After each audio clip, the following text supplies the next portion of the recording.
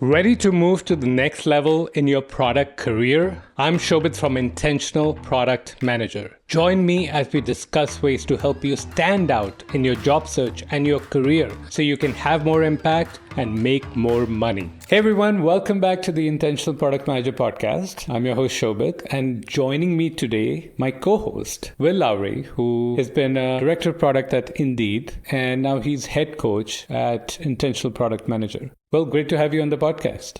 Thank you. Thank you, Shobhit. Hi, everyone. Today's episode's a little bit different. We're going to be pulling back the curtain on what really is happening for our clients, what's working inside of our program, how they're landing director, VP, and even some CPO, CPTO type level roles faster than ever before. And if you've been feeling stuck or wondering how do you stand out in this crowded PM market where everyone seems to be the same, like, oh, experienced AI PM with 10 years of experience in ChatGPT, which didn't exist till 3 years ago. Well, this will give you an inside look on what we're doing differently and why it works out. Let's talk about some recent wins, because it's always good to begin with celebrations. In fact, all our group calls, we always begin with celebrations. Well, what recent wins stand out to you? There's a couple that I love to think about, and even just recently. So there's one right now that where we have someone who's in the final choices between two very senior roles, one even a senior VP role or with one company, and then at a very senior role with another large, well-known company. And right now we're in the process of what's the scope of the role, what's the compensation going to be, how are we getting through all those details? It's been really great to see how rapidly they've gotten there, and then to have such great roles at the same time. And then another one that I loved sharing was somebody who just wrapped up, I think about a month ago, where they had two offers. I couldn't have timed it any better. I think they got the offers within 24 hours of each other.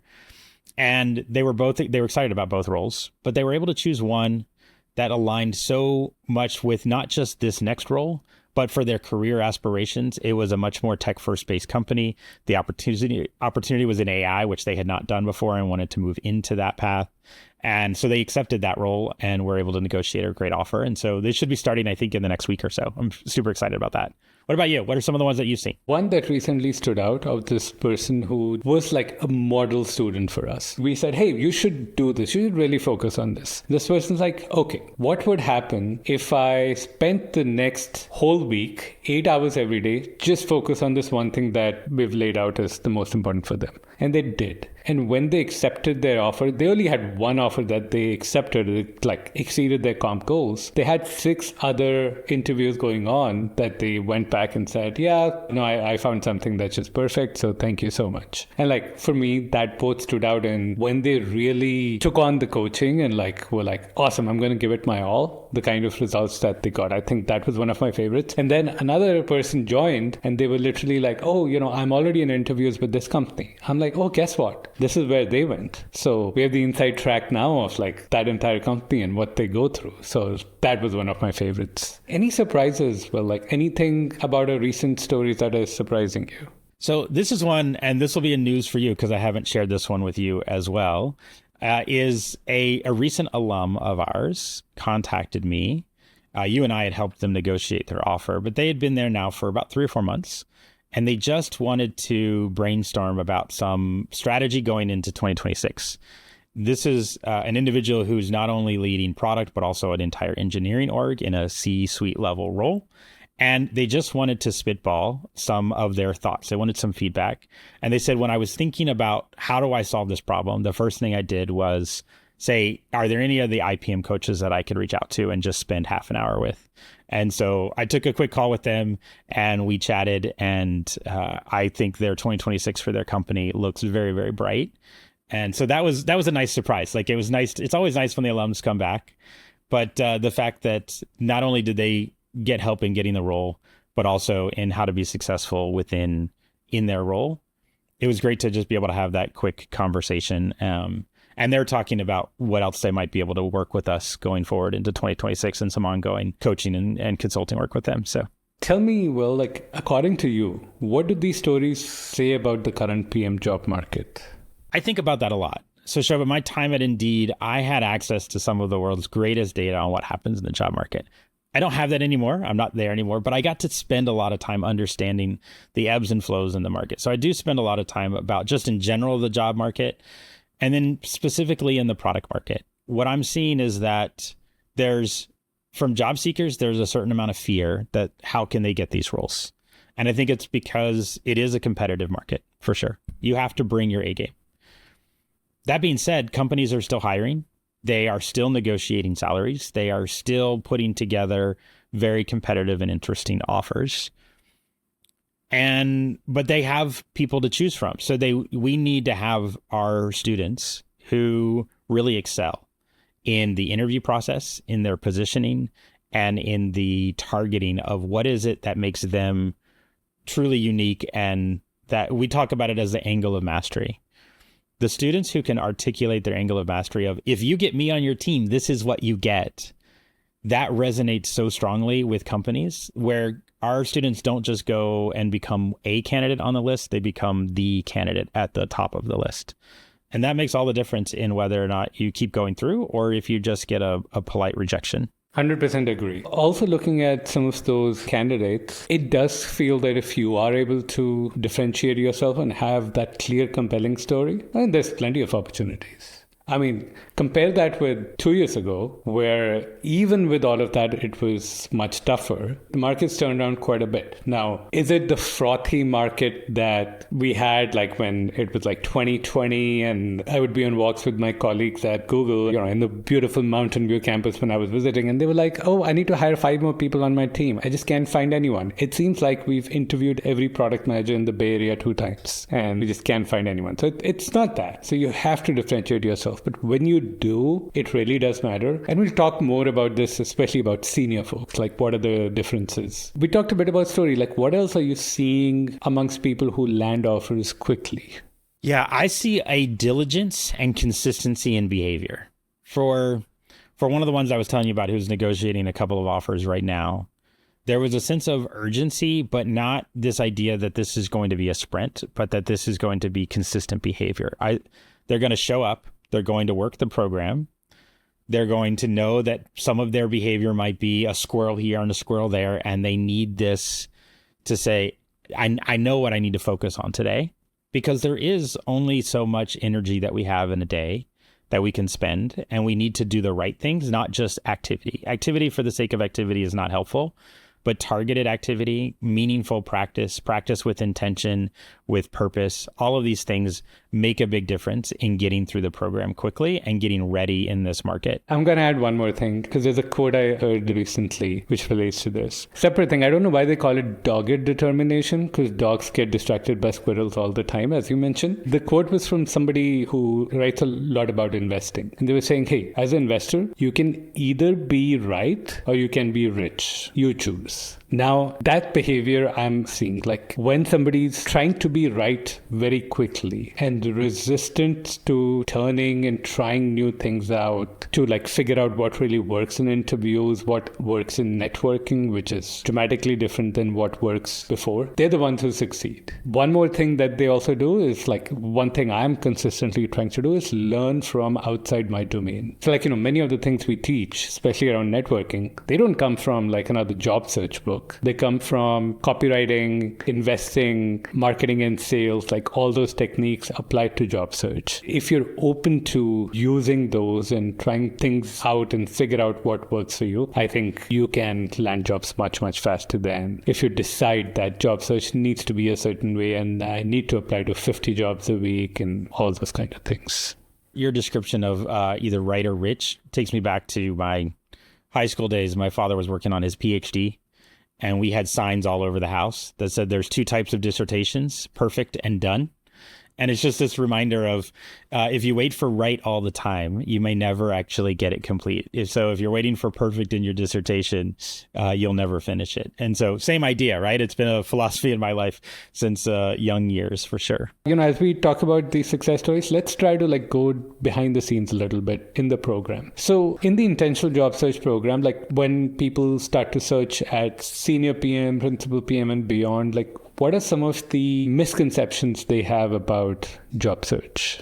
I think one of the things that they think often is that their old processes will be sufficient. Like you mentioned earlier, it's not the same market as it was 5 years ago.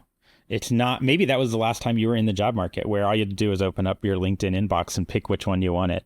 It's not that situation anymore. And so if you think that the old ways are sufficient, I think you will be disappointed. I think one of the other things is the other myth, and this has been evolving, is that it used to be who you know matters. And I think it's shifted in a meaningful way to who knows of you.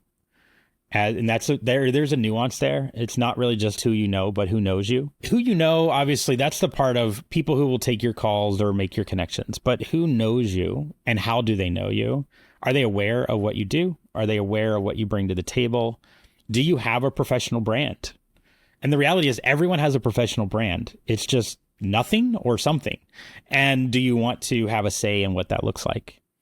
And if you don't have one and you're in the job market and you're a senior leader, there are people who are going to be pre-interviewing you through what's available online, on your LinkedIn profile, on your publications, on your press releases, on whatever. All of that is fair game for them to decide if they want to talk with you. If you don't manage that with intention, you will be disappointed in the opportunities that will be presented to you. So I think it's really important for people to know you, not just people you know. I'm going to draw a parallel to marketing and sales. So one of the things people often talk about now in the world of especially SaaS is getting people to be pre-sold before they get to the sales call. It could be via experiencing the product. It could be about via social media. It could be about other people talking about you. We're just used to not just getting on calls with people and instead doing some of our own research before. Now, why do job seekers expect that this behavior is going to change in the context of job search? It's not going to change. The hiring managers, whoever's going to talk to you, is going to look you up on LinkedIn. It's going to try to figure out what's going on. What are people saying about you? And if it's nothing, well, that's a signal. It's a signal that you're not there. And so those things, to your point, really, really start to matter quite a bit. I think people don't realize that the job search is an element of marketing. We are the product. The audience is the hiring managers who are making the decision, and any of the people who are involved are the other shoppers. They're trying to decide on what feedback they give to the hiring manager on whether or not you should make the purchase. I know that kind of sounds dehumanizing. The reality is in this process is it's not just about some objective set of tools or a test or whatever that decides who gets the job. It's, are they aware of you? Are they confident you can do the job? How do they de-risk those choices? And part of that is to gather as much information as they can about you before they bring you in. One more thing, maybe I'm going to talk about before aspect is people come and ask me, hey, could you redo my resume? Could you then, redo my LinkedIn? What makes our process different from that general process of resume review? And I think that when people approach it from a resume and LinkedIn perspective, they are focused very much on tasks that were completed because it's just a list of bullet points of task typically. And the way that we focus on it, we talk about it within the narrative team as a narrative first approach. And this is, if you get your story right, in the sense of what is it that you're after from a strategic perspective, not just, I'm looking for a job, I'm looking for the right kind of job. I'm looking for a job that will meet a bunch of the different things that matter in my life. This concept of work-life balance is always strange to me because we just have one life. We just happen to work during a significant portion of it. And actually, one of our candidates, one of our students who graduated, he shared it with me as a work-life prioritization. And it's a constant juggling act of where do we prioritize different aspects between work and life. I loved that visualization, right, to think it that way. But I think when we focus on what are the priorities we're looking for, when we're crafting a strategy for a candidate here, we're helping them be reflective on what matters to them in their life. And success can be defined in lots of different ways for different people at different stages in life. And sometimes it is achieving a very prestigious role. Sometimes it is a step back in work, but a step forward in other aspects of their life that are also still very fulfilling. And that's part of what we do is we listen to that story. We help them extract that from their own thinking, their own feelings, their own experiences, where they are in that journey. and then we craft that plan with them. And then from there, we help extract the experiences that will support that narrative. And then that narrative becomes reinforced with a resume and a LinkedIn. So you have a cohesive thread from where they're trying to get to where they want to go, and what the work they've done to justify that. And you don't get that if all you do is update some bullet points on a resume. As you were talking, it just reminded me of another saying where somebody was like, hey, if you want to fix the outputs, you got to fix the inputs. The resume should be your output, and you should fix it, but you don't begin there. You begin with the core narrative, as you mentioned, the strategy, and then your output fixes itself. And, do the ATS optimization and whatnot, but that's like the end result of all of it. As people come in, like one of the questions they have for us is like, how do you like personalize this to be? Talk to us like maybe some different scenarios people might go through. One of the things that I do in strategy sessions with people is dig into what is it that they're trying to accomplish. I tell our strategy team that our job is to be good, not nice. And that sometimes means we need to call them out when they're being inconsistent in their views. One of my favorites is I want to have X and I also want to have Y, and those are in direct competition with each other. And I'm like, okay, let's talk about that. Why are these in competition? What are you meaning here? And that pressure helps them refine something rough into a little bit more clarity for them. Oftentimes a lot more clarity for them. And sometimes that means that there's some steps they need to take. We had one student, I remember having a conversation with her on what she was aspiring to do. And I was like, I love that that's where you want to go. And this is going to be the improv, yes, and. This should not be where all your eggs are. It should just be where one of them is. You should absolutely try it. Sometimes it'll work out. But let me be clear, from where you're going to where you're wanting to get to, I believe that there's high likelihood that there's a different role between your ultimate goal here. And when I said that to her, she said, this call is worth the price of admission. And because I needed to hear that, because there was a part of me that knew that, but I needed someone else to help me know that that I'm on the right path, but that I have some work to do to really earn the other thing that I want to get to as well. And when she did that, she landed a role. She's graduated from the program now and doing great. And those are exciting for me. So that's part of how we personalize, is we get really honest with what is it that they're trying to accomplish. Add a counter example, and then you can tell us more about how we actually personalize. So this was almost the same feedback I got back when I did one of these calls, where it was like, oh, this call was worth the price of admission. But it was the opposite, where they were like aiming for something too low and they were getting constantly rejected. In fact, it's a public testimonial. Niharika, she said that. Now it's literally like, nobody wants you at that level. You got to go up one level. You're already at that level. What are you doing? You need to shoot for that. And then they landed a role relatively quickly. And this was like during the worst job market timing around that. But it was, again, sometimes people need to know that there's a role in between, which is what they should optimize for. And sometimes they need to be pushed to go beyond what they are originally thinking. I see that. Honestly, I'm glad you called that out, because I see that more often than the other. And both are so important. There are people that we work with that will feel like maybe they've been on this search for a while before they joined us. And they've been dragging this out and they're feeling angst on, I really need to get that role. And so they start down leveling themselves. They start changing the scope of the roles that they look for because they think that'll make them more appealing. And when I see people who have been at senior levels applying for entry level 3 to 5 year experience, I'm like, you have 15 years, 17 years. Do you think anyone's going to look at you and be like, you're going to stay? They don't want to fill a role and then refill it in 15, in a few months, in a quarter, when you get something else and you leave. They want someone at that level. And so we often have to help them realize that if you show up with your best version of yourself, you're often more qualified than you think. People don't give themselves credit. They're their harshest critics. And part of us being good is to negate the negative self-talk that they have about themselves and be like, what you do easily is hard for a lot of people, and it's worth a lot of money. And let's make sure we position that well for you so that you get compensated for the excellence that you bring to the job. There's one more thread that I will not pull on right now. We'll come back to this, but let's keep talking about this. So, okay, we have the strategy. Then how does a plan or the approach get personalized? Just some examples. If you can think about it in the job search, there's a good chance that we have modules for it. We have coaching for it, but you don't need all of it to succeed. So we do help adjust it for what you're focused on.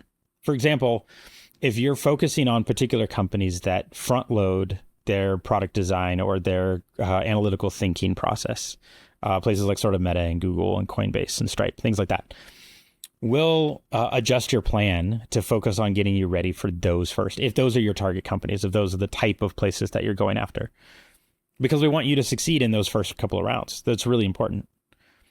And then there are other times where the focus is going to be much heavier on behavioral. Take Amazon, for example. Like you have to have we internally often call it sort of like the Olympics of behavioral interviews, because they just really run you through the gamut of what you need to cover.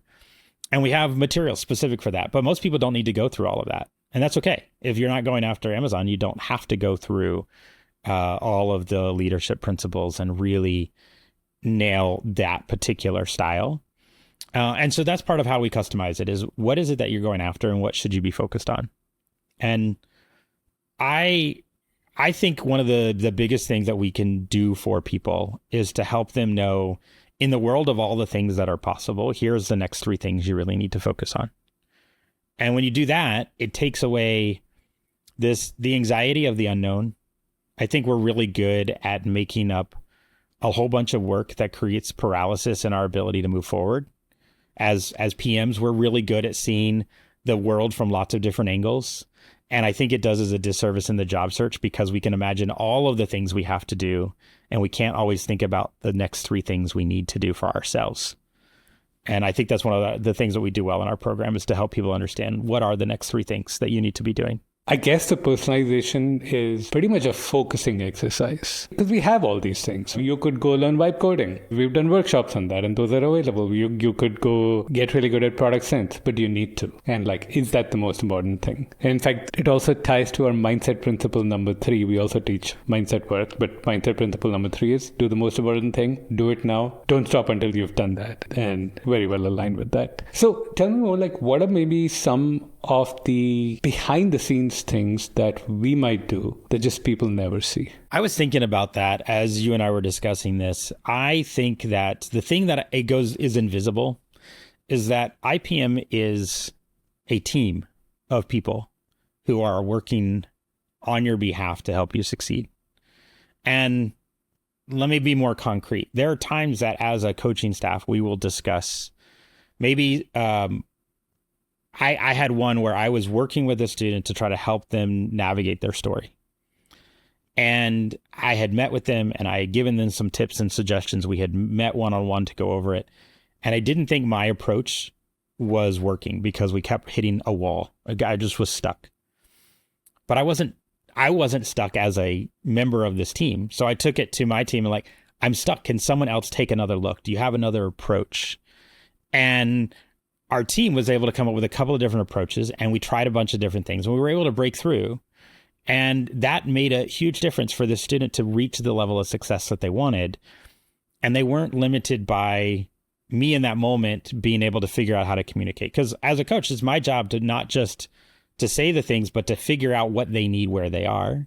And that's sometimes I need someone else, and that's okay. We have those people. I think that's something that is invisible to most people, because we don't make it clear that, hey, we're handing you off because we're stuck, because that's not the point. The idea is that we want you to have all of the resources available to be successful. And sometimes that might be another coach, or sometimes it might be me getting some coaching or me giving some coaching to one of our coaches of, hey, why don't you try this to see if it resonates and hits home for them. I think that's something that people don't understand. I think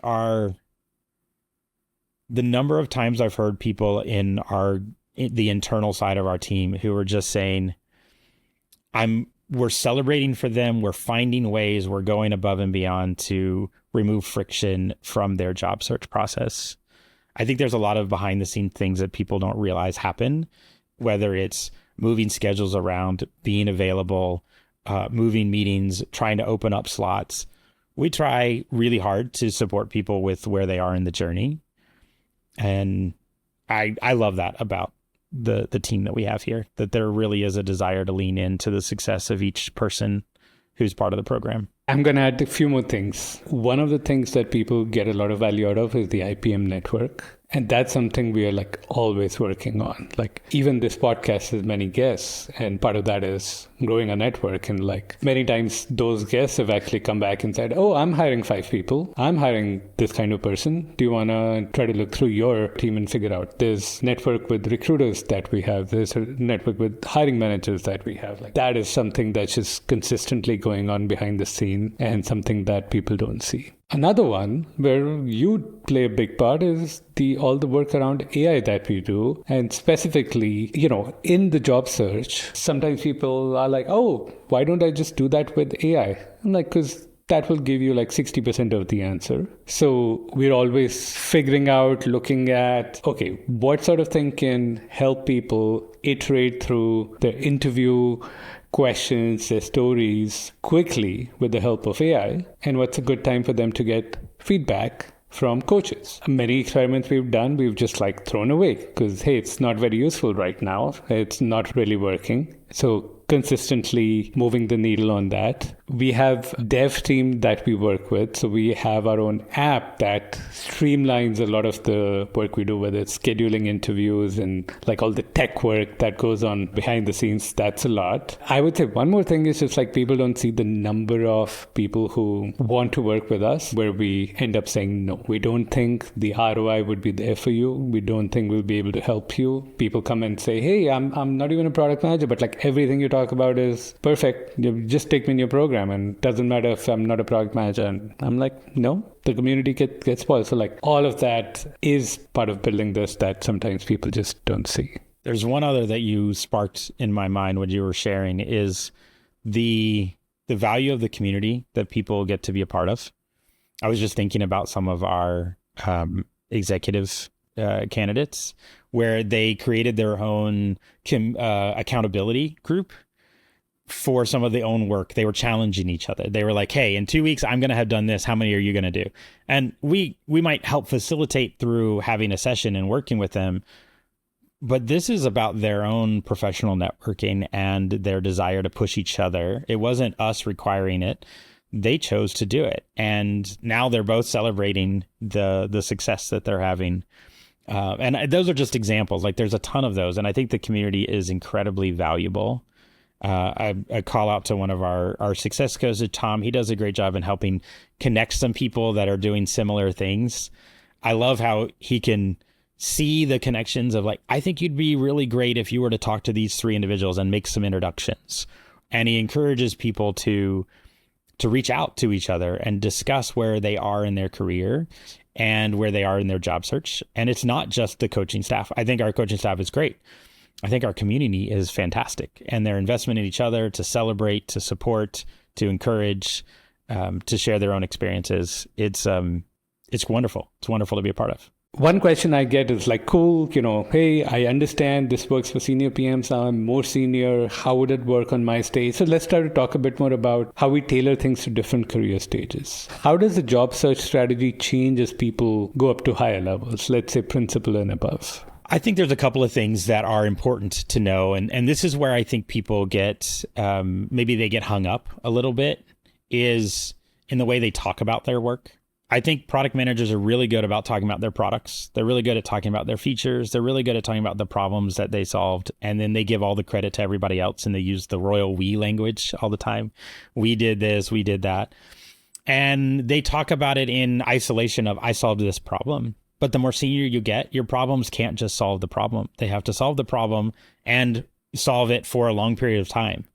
They need to solve it for a bigger organization piece. The scope needs to be bigger. The level of ambiguity that they deal with needs to be more significant. They need to be able to take something, both an unknown problem and an unknown solution, and create order and value out of that. And there's different ways to tell that story than when you talk about, I had a known problem and a known solution and I executed and shipped it.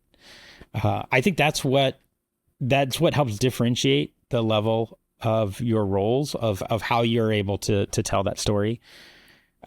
We often talk about it as the kind of, when we're talking about the strategy, we often talk about your leveling is not about your titles, because titles in the product space are really confusing. But I talk about it as like scope and comp is greater than title as you're trying to look at the roles you're going to land. That's sort of what I do at the beginning stage.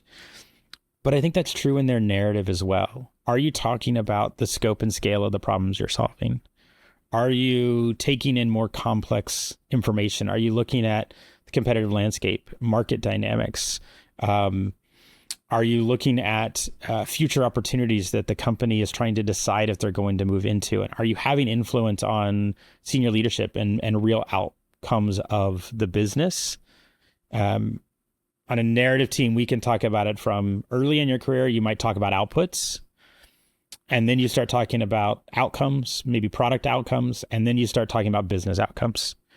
Those are some of the ways that we help differentiate, and we help you extract that from your experiences, because a lot of people have it. They just don't know how to talk about it.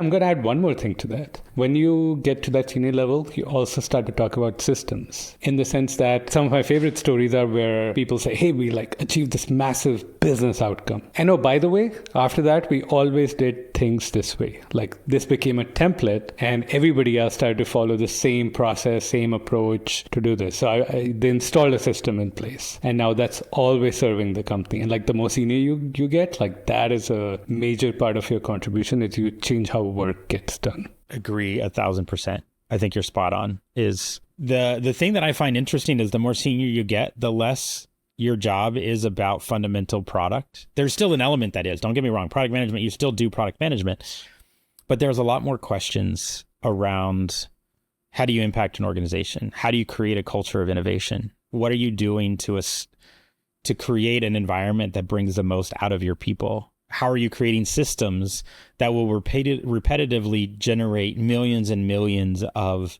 dollars of revenue and value to the organization? Because frankly, if you want to command a 7-figure salary, companies still want a massive return on their investment in you. And if all you're doing is solving tactical problems, it's going to be hard to pay your salary. You have to be solving bigger scope problems to do that. Let's talk about the last thing we're going to cover today. I think we should have a follow-up discussion. But for today, let's talk about the kind of ROI clients actually get when they're considering joining intensive job search. It's like, cool, I'm going to spend all this money. What do I get? Or am I just like spending and never seeing it again? So I'll throw it over to you. Like, what kind of ROI are clients seeing, whether it's financially, professionally, emotionally? Tell us some of your favorite stories. So the financial ones are always fun for me because I do have a background in sort of the finance fintech space. So that's always fun for me. I love those. I think there's so many different variables that could be considered. And of course, some of them are estimates. A lot of them are estimates, because when we take someone who's currently unemployed and they get hired faster than if they were doing it on their own, that's a really big ROI, when all of a sudden you're getting multiple months of income that you weren't going to get beforehand.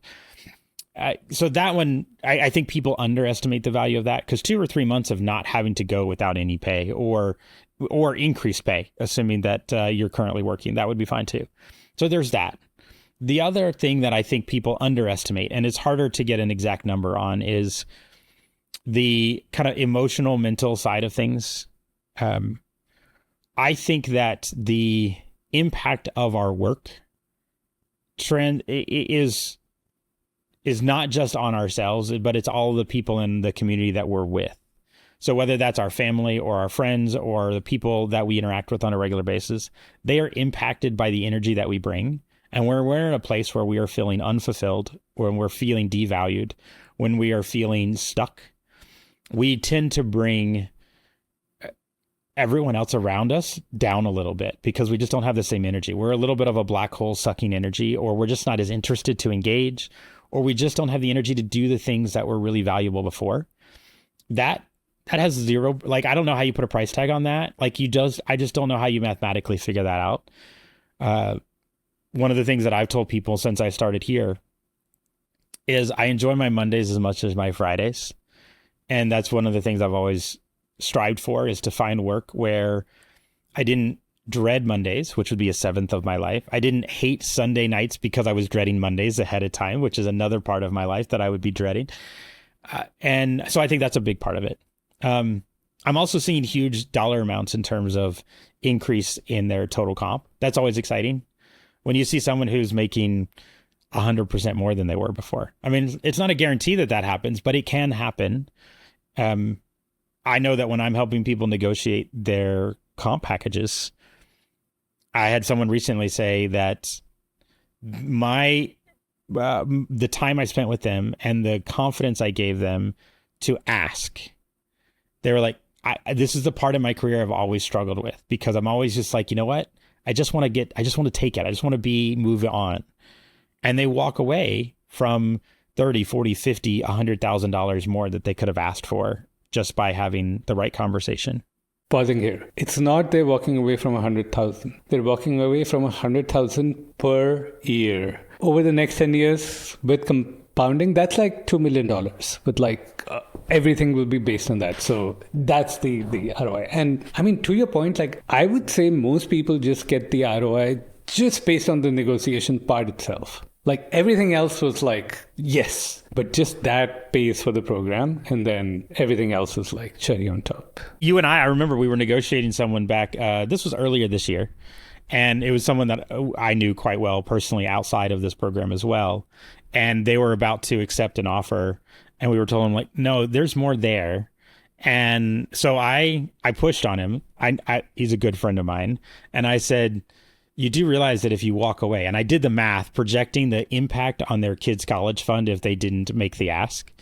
So they held the line, they got more, and they're happy they did. Right. I think that's great. Yeah, you're exactly right. This little bit of being uncomfortable is going to pay for your kids' college fund. Do you want to do it? Oh, sure. Then people do it. But some of my favorite stories, I would just put two. I can't mention names, but person recently went to a FANG company, 350 to 600. That was their jump in total comp. And again, the negotiation paid for just the whole program and all the other coaching that enabled them to get into that FANG company was it. Another one came in with the goal, if I hit 600K, I'm going to be ecstatic. Going to be top of the world. Final compensation that they graduated with, almost to the dollar, $1 million per year. So I'm like, okay, that's even with 600K was a jump in what they were aspiring for, and that's what they end up with. Now, just like any investment thing, the returns are not guaranteed, and if you don't put in work, you're going to get nothing.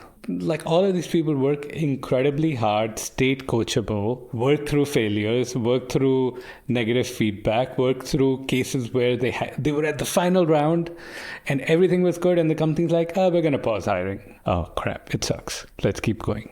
And that's what they get out of that. Anything that surprises people most, when they have worked with us? Anything that you've seen people mention often as surprises? There was a story I heard just a few weeks ago in one of our group sessions, one of our small ones.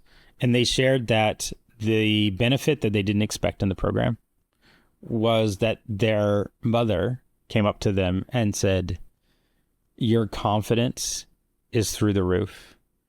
And whatever you're doing, keep doing it.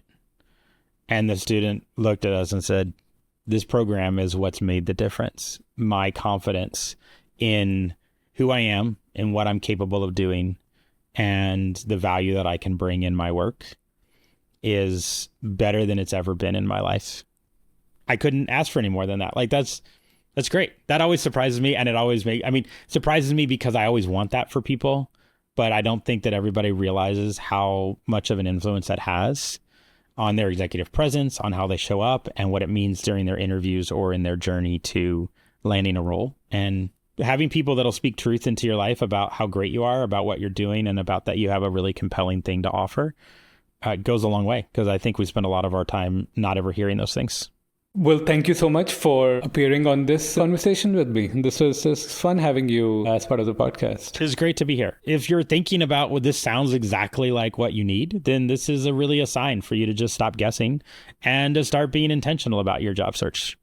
Absolutely. And look for everyone if you want to book a free strategy call where we're going to map out your goals, identify what's going on, what's blocking you, and show you how to land that next big product management role with confidence. We'll leave a link in the show notes. Thanks for tuning in. And remember, the most important product is you. Build it intentionally, market it really, really well. Speak with you very soon. Thank you. Hey, be sure to check out our website at intentionalproductmanager.com to see how you can level up in your career.